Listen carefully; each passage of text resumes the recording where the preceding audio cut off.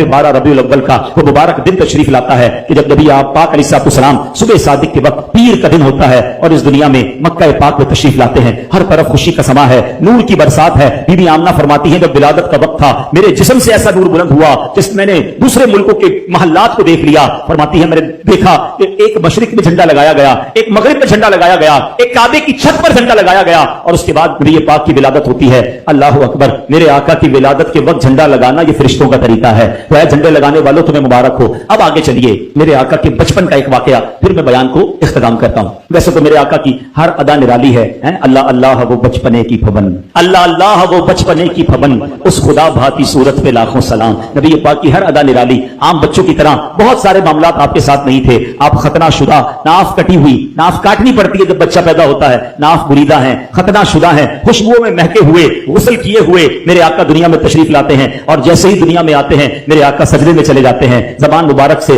रब्ब हबली उम्मती की सदाएं हैं। सलातो सलाम में पढ़ते हो ना, रब्ब हबली उम्मती कहते हुए पैदा हुए, हक ने फरमाया के बख्शा अस्सलातु वस्सलाम। तो कैसे आका हैं कि जो आते ही उम्मत को याद कर रहे हैं, सुभान अल्लाह। अब अरब के लोगों में यह दस्तूर था कि जब बच्चे छोटे होते थे तो वो उनको दूध पिलाने के लिए जरा देहातों में भेज देते थे। उसकी दो वजूहत थी, एक उनकी आबो हवा अच्छी होती थी, सेहत अच्छी हो जाए, दूसरा अरब के लोगों को अपनी अरबी की जबान से बड़ा प्यार होता था। वो समझते थे कि शहर में जबान जो है वो मिक्सअप हो जाती है, तो गांव की जबान जो है वो जरा असली जबान होती है, तो बंदे की फसाहत बेहतर हो जाए। तो बीबी हलीमा सादिया एक ऐसी दाई है। अब देखें कि कमाल देखो कि उस जमाने में, उस वक्त, उस साल बहुत सारी दाइयां मक्के आई और बड़े बड़े रईसों के बच्चे लेकर गई। हमें किसी का नाम याद नहीं है, मगर एक ऐसी दाई जो आई तो दूध पिलाने थी, गरीब खानदान से ताल्लुक रखती थी, खिदमत नबी पाक की 1450 साल हो गए। सीरत की हर किताब में दाई हलीमा का नाम मिलता है। मेरा नाम करेगा रोशन दो जग में नाम तुम्हारा, जिसने नबी पाक की गुलामी इख्तियार की,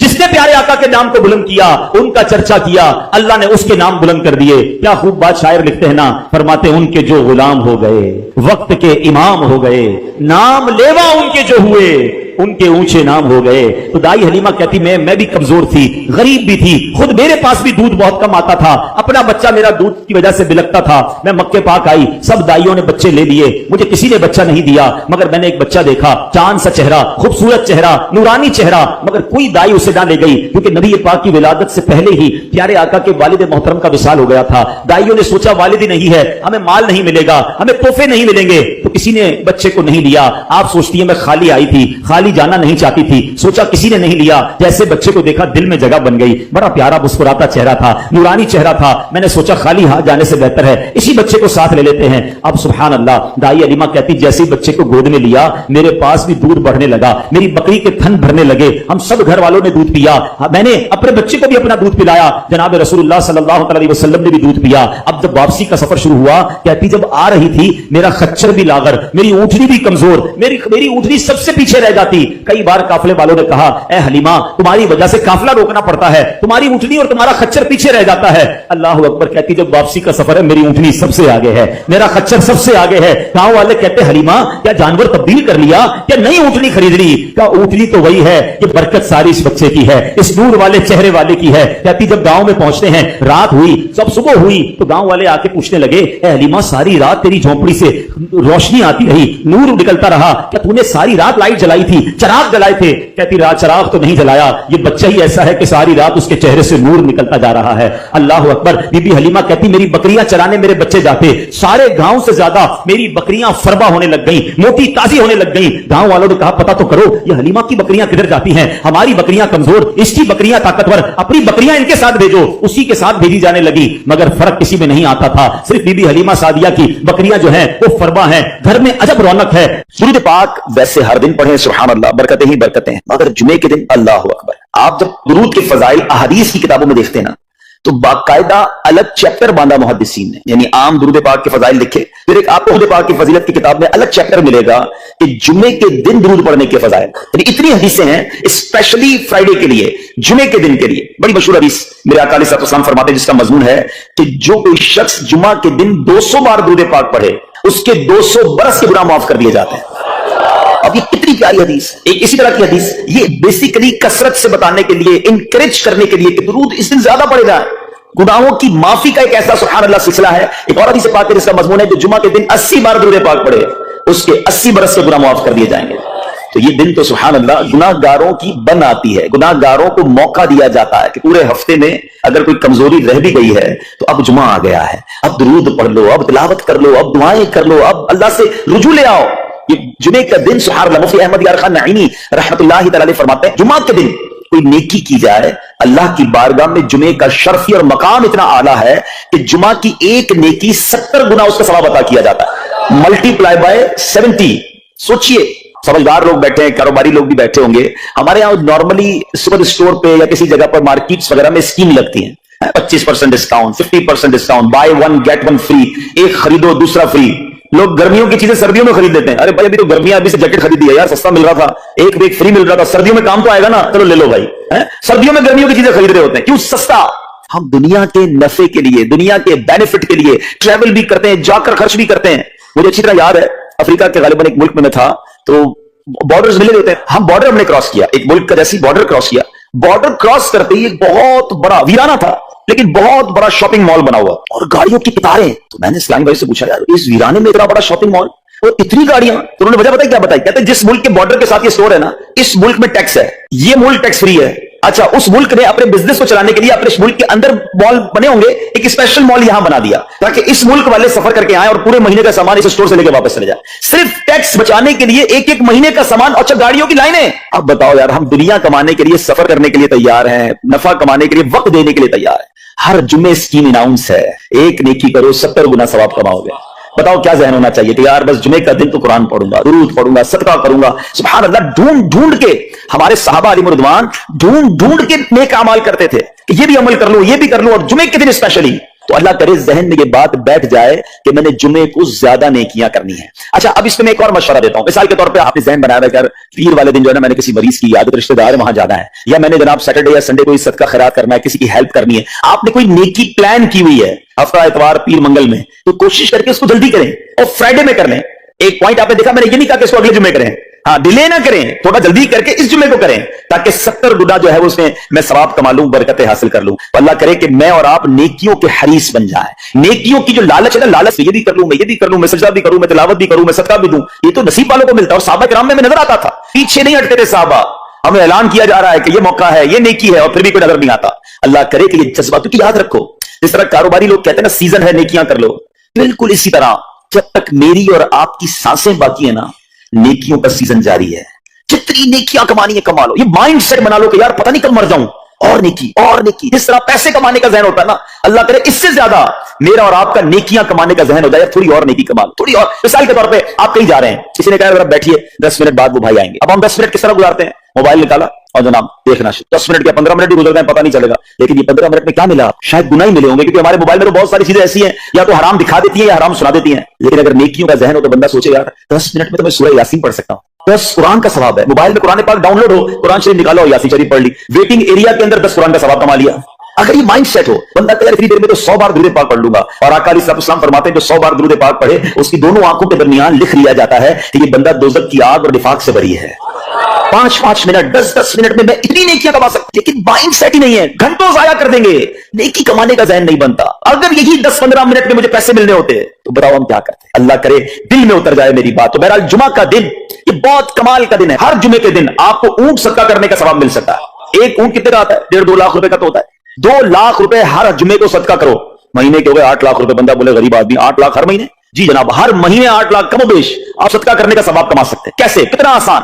نبی پاک علیہ السلام فرماتے ہیں جس کا مضمون ہے جو جمعے کے دن سب سے پہلے آتا ہے اسے اونٹ صدقہ کرنے کا ثواب ملتا ہے، جو اس کے بعد آتا ہے اسے گائے صدقہ کرنے کا ثواب ملتا ہے۔ باقی رحمت سے ہر جمعے فرشتے مسجد کے دروازے پر کھڑے ہوتے ہیں، ہم اللہ سے دعا کرتے ہیں اللہ تیری نوری مخلوق کے صدقے ہم پر رحم فرما، ہماری مغفرت فرما، مگر جب امام خطبے کے لیے کھڑا ہو جاتا ہے آقا علیہ السلام فرماتے ہیں وہ رجسٹر بند کرتے ہیں اور وہ بھی آ کر امام کا خطبہ سننے کے لیے بیٹھ جاتے ہیں، جلدی آ کر کچھ منٹ پہلے آ کر۔ اچھا، علم دین الگ ملتا ہے، ظاہر ہے یہاں جمعے بیان ہوتا ہے، وہ بیان سننے کو آپ کو الگ ملے گا، نیکی کی دعوت الگ ملے گی، اور سبحان اللہ اونٹ صدقہ کرنے کا ثواب۔ مبارک ہونے جو جلدی آتے ہیں۔ تو بہرحال اب میں چاہتا ہوں کہ جب بات جمعے پر ہی ہو رہی ہے تو ایک میں نے اور آپ کو پیغام دینا تھا۔ جمعے کو خطبہ دیا جاتا ہے، سالوں سے خطبہ سن رہے ہیں، مجھے اچھی طرح یاد ہے جب میری عمر شاید 17-18 سال تھی تو سن کر آدھا خطبہ تو مجھے اسی وقت یاد ہو گیا تھا، اب شاید پونا یاد ہو گیا ہوگا۔ آپ میں سے بھی کئیوں کو 60, 70, 80% خطبہ یاد ہوگا کہ ہر جمعے سنتے ہیں، مگر کس کو یہ تجسس ہوا کہ ہر جمعے امام صاحب پڑھتے ہیں، اس میں پیغام کیا ہے، اس کا ترجمہ کیا ہے، اس میں ہمیں کیا جاتا ہے؟ بس سر جھکاتے ہیں، ہاتھ باندھتے سنتے رہتے ہیں، کچھ سو بھی جاتے ہوں گے۔ ارے اللہ کے بندو سوچو تو صحیح کہ ہر جمعے کو سنتا ہوں، آدھا پونا یاد بھی ہو گیا، پیغام کیا ہے؟ دو باتیں، ایک حدیث پاک اور ایک خوبصورت پیغام ہر جمعے کو آپ سنتے ہیں، ٹھیک ہے؟ حدیث ذرا سنیے گا، اللہ کے حبیب علیہ الصلوۃ والسلام فرماتے ہیں البر لا یبلا والذنب لا ینسا والدیان لا یموت۔ سنے گئے نا یہ الفاظ؟ ایسا لگ رہا ہے یار یہ الفاظ تو کانوں میں ہر جمعے آتے ہیں۔ آگے فرمایا اعمل ما شئت کما تدین تدان، یہ حدیث ہے، ٹھیک ہے؟ اس کے بعد قرآن کی آیت تلاوت ہوتی ہے فمن یعمل مثقال ذرۃ خیرا یرہ ومن یعمل مثقال ذرۃ شرا یرہ۔ یہ کانوں نے کئی بار، کہوں کہ سینکڑوں بار سنے ہیں، دل ہلا دینے والا پیغام اور سمجھانے والی بات ہے اس حدیث میں، البر لا یبلا۔ میرے آقا فرماتے ہیں نیکی پرانی نہیں ہوتی، کرتے جایا کرو، یہ نیکی تمہارے اکاؤنٹ میں جمع ہو رہی ہے، میں اور آپ بھول جائیں گے، میرا رب نہیں بھولتا، اس کے خزانے بڑے ہیں۔ جہاں نیکی پرانی نہیں ہوتی نا، اگلا جملہ سنو، والذنب لا ینسا، گناہ بھلایا نہیں جاتا، میں اور آپ بھول گئے۔ افسوس یہ ہے، عجیب کہانی ہے، یہ تو ایک الگ ٹاپک ہے کہ آج جس سے ملاقات کرو اس کو 15 سال 20 سال 25 سال پرانی نیکیاں یاد ہیں۔ لوگ ملتے ہیں کہتے ہیں 1990 میں حج کیا تھا، 95 میں عمرہ کیا، 2002 میں فلاں مسجد بنائی، آپ کی دعوت اسلامی کے قافلے میں بھی 2005 میں گیا تھا، ساری نیکیاں 15 20 سال پرانی یاد ہیں۔ گناہ کل جھوٹ بولا تھا یاد ہے، کل رات کو بدنگاہی ہو گئی تھی وہ یاد ہے، پرسوں غیبت کی تھی وہ یاد ہے، سالوں تو چھوڑو، ہم گھنٹے پہلے کا گناہ بھول جاتے ہیں۔ مگر حدیث ڈرا رہی ہے، سمجھا رہی ہے کہ دیکھو والذنب لا ینسا، گناہ بھلایا نہیں جاتا، تم بھول گئے ہو، اگر کہیں لکھا ہوا ہے جواب دینا ہے۔ اور آگے فرمایا والدیان لا یموت، فرمایا کہ جو فیصلہ کرنے والا ہے اس سے موت نہیں آتی، اللہ کو موت نہیں آنی، میں اور آپ مر جائیں گے، جس پہ ڈیسیشن لینا ہے، جس پہ فیصلہ کرنا ہے اس سے موت نہیں آنی۔ پھر آگے فرمایا اعمل ما شئت کما تدین تدان، کر لے جو کرنا ہے جیسی کرے گا۔ پھر قرآن کی آیتیں سمجھا رہی ہیں ومن یعمل مثقال ذرۃ خیرا یرہ، جو ذرہ بھر نیکی کرے گا، بھلائی کرے گا وہ دیکھے گا، ومن یعمل مثقال ذرۃ شرا یرہ، کہ جو ذرہ بھر برائی کرے گا۔ اتنا شاندار جمعے کا پیغام ہر جمعے خطبے میں دیا جاتا ہے، اللہ کرے یہ دل کی گہرائیوں میں اتر جائے، دروازہ بند کر کے اندھیرا کر کے اکیلے میں گناہ کرنے والا سوچے کہ ٹھیک ہے دنیا میں کوئی نہیں دیکھ رہا مگر میرا رب دیکھ رہا ہے، مجھے اس ذرہ بھر گناہ کا بھی جواب دینا پڑے گا۔ لوگ کہتے ہیں چھوٹی سی بات ہے یار، چھوٹا سا گناہ ہے، ٹھیک ہے چلتا ہے، سبھی لوگ کرتے ہیں، نہیں جناب، وہ نقطہ نواز ہے، وہ معاف کرنے پہ آئے تو 100 بندوں کے قاتل کو معاف کر دے، اور وہ پکڑنے پہ آئے تو ایک نقطے پر پکڑ فرما دے۔ ہمیں ڈرنا ہوگا، ہمیں خوف اپنے دل میں طاری کرنا ہوگا، کیونکہ یہ گناہ میری آخرت میں میری پکڑ کا سبب بن سکتا ہے۔ بالکل اسی طرح چھوٹی چھوٹی نیکیاں سمجھ کے چھوڑ دیتے ہیں، یار سنت غیر موقع ہی ہے نا، نفل ہی تو ہے نا، سنت ہی تو ہے نا، ٹھیک ہے درود پڑھنا چاہیے، نہیں پڑھا تو کوئی بات نہیں، ارے یار کون اجتماع میں جائے، کون درس میں بیٹھے، صدقہ دینا کوئی واجب تو نہیں، زکات تو پوری دیتا ہوں، چھوٹی چھوٹی نیکیاں سمجھ کر چھوڑتے ہو، ارے وہ تو کتے کو پانی پلانے والے کو سبب اس سبب سے بخش دیا کرتا ہے، راستے سے پتھر ہٹانے والے کو بخش دیا کرتا ہے۔ فرمایا البر لا یبلا، نیکی پرانی نہیں ہوگی، کرتے جایا کرو۔ اللہ کرے کہ یہ ذہن بن جائے کہ بس میں زیادہ سے زیادہ نیکی کروں، دو لوگوں کے دلوں میں خوشی داخل کروں، مسلمانوں کی خیر خواہی کروں۔ اس ایک ہی حدیث پر، ان آیتوں پر میں مزید بھی بہت بات کر سکتا ہوں، لیکن میں نے اشارہ دیا کہ ضرور اس پر توجہ دیں، اور ایک شاندار پیغام ہر جمعے میں ہم سنتے ہیں، کیا شاندار وہ پیغام ہے، وہ پیغام ہے الا لا ایمان لمن لا محبت له۔ یاد ہے سب کو، جمعے میں سنتے ہو نا، اور 3 بار کہتے ہیں امام صاحب الا لا ایمان لمن لا محبت له، الا لا ایمان لمن لا محبت له۔ کبھی تو امام صاحب کو روکتے حضور کہ ہر جمعے کو پڑھتے بتائیں تو اس میں ہے کیا؟ نہیں، ہمیں کیا ضرورت ہے، بس جمعہ ہو گیا، بس ٹھیک ہے، ٹائم پورا ہو گیا، فرض پورا ہو گیا۔ ارے اللہ کے بندو سمجھو تو صحیح سے میسج کیا ہے، اللہ اکبر، سنو اس کا مطلب کیا ہے، سنو اللہ لا ایمان لمن لا محبت له، سن لو اس کا ایمان نہیں جس کے دل میں نبی پاک سے محبت نہیں، ایمان ہی نہیں ہے، ارے جس دل میں نبی پاک سے محبت نہیں اس کا ایمان ہی نہیں ہے۔ اعلیٰ حضرت امام اہل سنت ایسے نہیں لکھتے کہ اللہ کی سرتابہ قدم شان ہے، یہ انسان نہیں، انسان وہ انسان ہے، یہ قرآن تو ایمان بتاتا ہے انہیں، اور ایمان یہ کہتا ہے میری جان ہے، یہ ایمان کمپلیٹ ہی نہیں ہوتا نبی پاک علیہ الصلوۃ والسلام سے محبت کے بغیر۔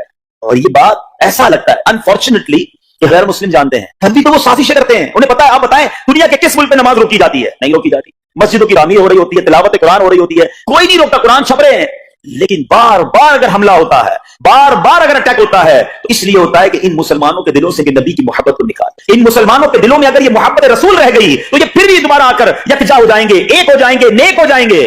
اسی طرح دل سے محبت رسول صلی اللہ علیہ وسلم نکالی جائے، اور اسی وجہ سے یہ ساری سازشیں کی جاتی ہیں، معاذ اللہ نبی پاک علیہ الصلوۃ والسلام کی گستاخیاں کی جاتی ہیں تاکہ چیک کیا جائے ان پر اثر بھی پڑتا ہے کہ نہیں، کوئی اوپر نیچے ہوتا بھی ہے کہ نہیں، کہ اپنی دنیا میں مگن ہے، اس کو احساس ہی نہیں ہے۔ نیچے اسلامی بھائی دنیا کا دستور ہے، جب کسی چیز کی ڈیفیشنسی ہو جائے نا तो उसकी एफिशिएंसी बढ़ाई जाती है। मिसाल के तौर पे किसी के जनाब जिसम में विटामिन डी कम हो, हम क्या करते हैं, विटामिन डी की टैबलेट्स लेकर उसको फिर बढ़ाते हैं। कैल्शियम की कमी हो, डॉक्टर कहता है भाई थोड़ी कैल्शियम की दवाई पियो, तो हमारे अंदर कैल्शियम की कमी हो रही है। जब किसी चीज की कमी की जाए उसको बढ़ाने की कोशिश की जाती है। अगर ये दुनिया के चंद लोगों का ये प्लान है कि मुसलमानों के दिलों से इश्क रसूल निकालो, तो अब मेरा और आपका काम यह है कि इंशाअल्लाह इश्क रसूल को अब इजाफा करेंगे, अब नबी पाक की मोहब्बत में और इजाफा करेंगे, सरवर कायनात अलैहिस्सलाम की मोहब्बत में जिंदगी गुजारेंगे, खुद भी सच्चे आशिक रसूल बने, अपनी नस्लों को आशिक रसूल बनाएं। अल्लाह सलामत रखे मेरे पीरों मुर्शिद को। 30 साल पहले, ये आजकल का शेर नहीं है, अब बचपन से ये नाच सुन रहे हैं, कमो पेश 25-30 साल पहले मेरे मुर्शिद ने क्या प्यारी इल्तिजा पेश की, अपनी नस्लों के लिए क्या हमें पैगाम दिया। कहते मेरी आने वाली नस्लें तेरे इश्क ही में मचलें,